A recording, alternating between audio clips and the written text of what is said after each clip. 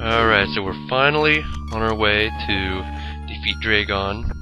If you've played this before, you might be wondering how I'm going to do that being underwater without the gravity suit. And I think you will find it's actually a bit interesting how this all works out.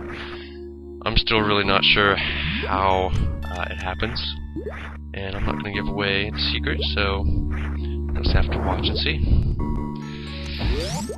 The first thing you want to do when you get down here, at least I do, is take care of these little electric cannons on the wall. Otherwise, they're just going to be blasting you the whole fight, and you don't want that. I don't know what these little things are. They're kind of like those sand poplars that we saw earlier in the sand waterfall area, but yeah, they don't really do anything. They're like the heralds of Draygon, I guess.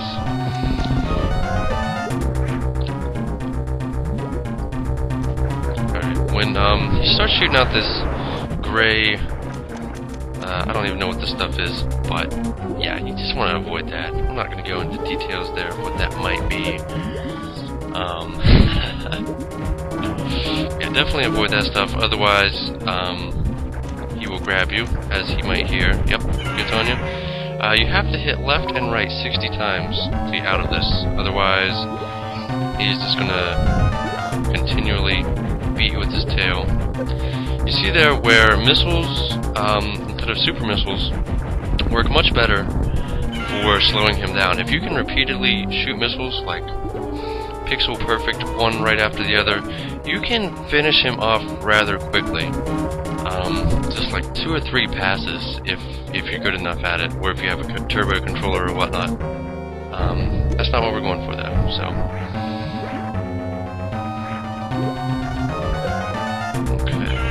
I could have made this a little faster, but you can never tell when he's going to come from the left or the right, and he needs to be coming from the left for us to be able to get out of here. Okay. Nope, bad, gotta get out of this. Yeah, this hurts, I think, it almost takes away 2 energy tanks every time he hits you with this, so you definitely want to avoid that as much as possible. And if you get these power bombs off fast enough, you not only destroy his little gray globs there, but you can just completely avoid him altogether. Okay. At this point, I'm going to use Crystal Flash just to heal myself a little bit, and apparently get caught. We can get out of this, but maybe we don't want to. If you've ever played this game before, you'll know that the grappling beam is a very quick, very easy way to beat Draygon. Just latch onto one of these. We want him to be almost dead. On the way up to the top here, you will hit left and right alternatively, a total of 59 times. And then just kind of shoot down like this. Oh, I'm sorry. And you hit the right button one more time to get to 60, and you'll be out of his grip there. So from this point, you're just going to kind of want to aim downwards. Make sure you're kneeling down, and you'll notice that the beam is kind of silvery here. Just keep doing this. It does take a while. I had to cut out like 10 minutes of this, just because I know you guys didn't want to see me sit here and shoot these charge beams down there for 10 minutes. And you'll notice where I stood up there. You automatically stand up when you are when you defeat Draygon. So you jump through there. And how are we going to get out of here? Well, a shine spark, of course. Yes, very interesting. I know. Okay, so what just happened there was this. We had to get to a point where we could use the Crystal Flash to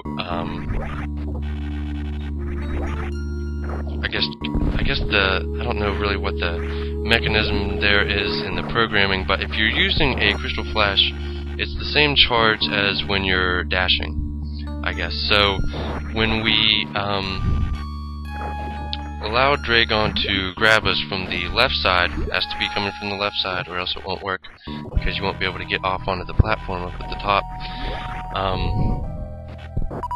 You you want to be in Crystal Flash when he grabs you. You don't want to be all the way full, in my experience at least, because sometimes that messes it up. But you use your Crystal Flash, then he grabs you, and you're stuck in that charged state. It never really goes away. And then after you kill him and you stand up, you're still in that charged state. So that's what keeps it on there. And then from that point, you have that one shine spark you can use to get out of there.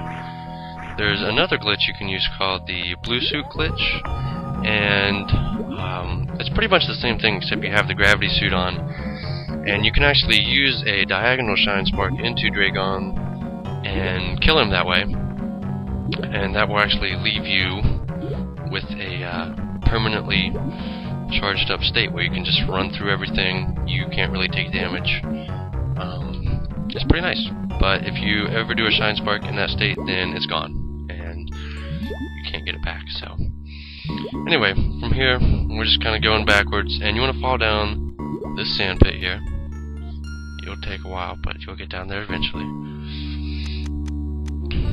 These guys again. It is kind of hard to move through this area just because of all the quicksand and being underwater and all that, but if you've made it this far, you should be used to it by now.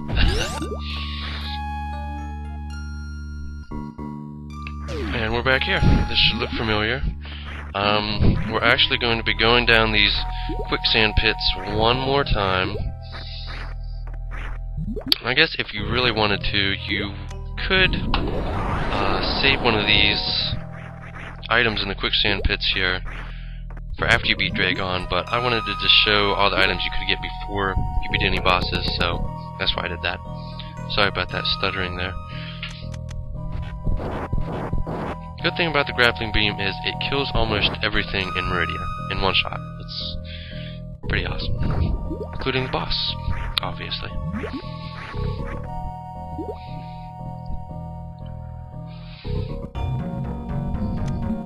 Alright, it doesn't kill these guys, unfortunately, so we're left having to freeze them again and try to claw our way out of this sand before we get shot to death.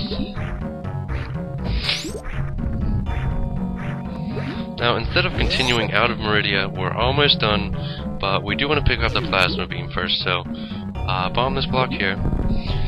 You don't want to use the power bomb just because you need to stand on the other side, right there, so you can get up in this hole here. This is kind of hard. It's pretty much the same thing as getting out of the shallow water in the quicksand pit areas. It does take some time, and you have to do it fast, otherwise you're just going to spin around like this for a long time. Eventually, though, you will make it out. It's kind of important to do a wall jump at the very top of the block, otherwise you won't get any movement there, as you saw there. Up here, and we'll head through some kind of tubing system. It's pretty cool. I always thought that was so cool, how they integrated that in the background there when I was a little kid. Alright, here we go.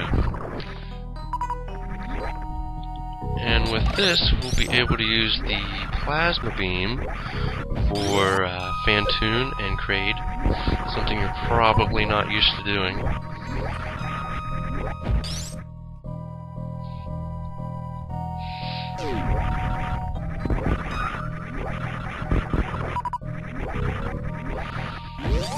This room here, I think, was made to kind of show off the space jump, but obviously we don't have that. Otherwise, we wouldn't have been able to get out of Draygon's room, so